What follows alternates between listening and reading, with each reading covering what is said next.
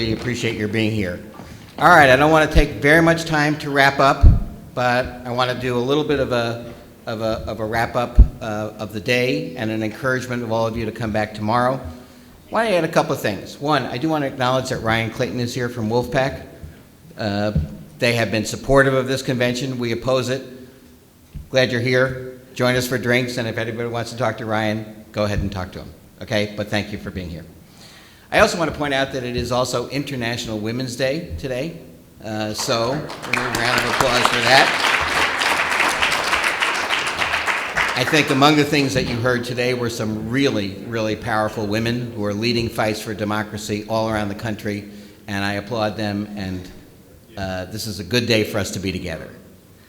A couple of things that when I talked this morning, said I thought this was going to be a little bit of a different conference, and I think we have lived up to that. For one, we have presented a very broad view of democracy. We've talked about some of the issues that are traditionally thought of as in the democracy movement and with our democracy lens. We've talked a lot about voting. We've talked a lot about money in politics. We've talked about redistricting. We've talked about alternative voting systems. We've talked just now about the national popular vote and the Constitutional Convention issues. And we've talked about challenges in the Supreme Court. All of that, I think, is in our traditional ken as sort of in the democracy movement. But we've also added a lot of things that you wouldn't necessarily think of to be at a kind of democracy movement conference. We look much more deeply than we often do on the issues of race and how race has impacted both the elections of 2016, but also our history on these issues since 1963. We've talked a lot about criminal justice. It was a delight to have Marilyn Mosby here. I thought her kind of presence and her energy on these issues was wonderful. We've talked about privacy and big data. I certainly have never been in a conversation with Edward Snowden, but it was really interesting to be so. So, Scott, congratulations and thank you for being it. And I thought he and Malkia Cyril were just extraordinarily interesting and informative. And we talked a lot about environmental issues, environmental justice, the fate of our planet, and how that connects to democracy. So I think this has been a really interesting, broad view of democracy, and we intend to continue that tomorrow. Secondly, I said we were going to talk a lot about the human consequences, to bring it down, to bring it so that it's real for people. I think that was highly in evidence. I think listening to Jodine from Demos, Malkia, Eduardo Martinez, Desmond, all the people who talked about the issues that are affecting their lives, all of our lives, have added a richness to the conversation that we really, really appreciate.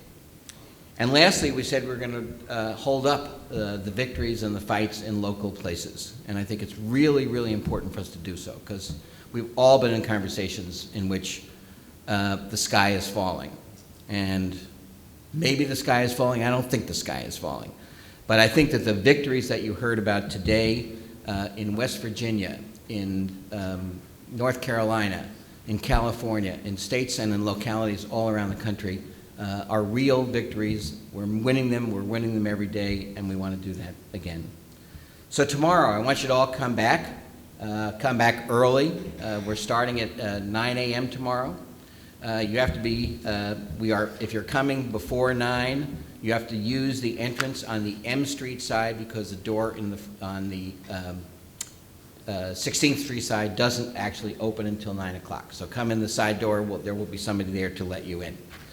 I also want to let you know that tomorrow, one of the things that will happen tomorrow is we will do some of the same kind of things. Our starting point will be what I think will be a superb panel about Flint and Michigan and the emergency manager statute and the destruction, I don't think that's too strong a word, of democracy for the city of Flint and in the state of Michigan, which has resulted literally in the poisoning of the people of Flint. Thankfully, this is now on the front burner of our country's agenda, and I think it's really important. We'll hear a panel that will be moderated by Garrett LaMarche on building a truly reflective democracy and people who are out on the front lines, making sure that the democracy movement is reflective of all of us, both in terms of the legislation that we're promoting and also in the way we run our own organizations. So I think that'll be great. We will talk about new innovations about voting, including automatic voter registration, but a number of other things that are on the agenda.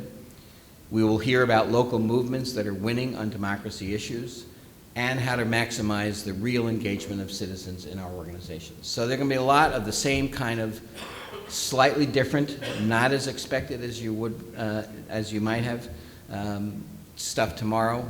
We'll also talk about some plans and some calls for action that are going to be taking place this year.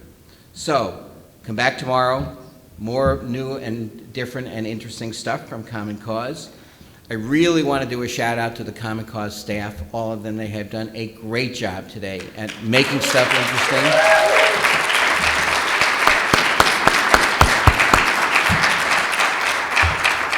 They have made it interesting. They have made it different. Some of the stuff I had no clue was going on. This is all good.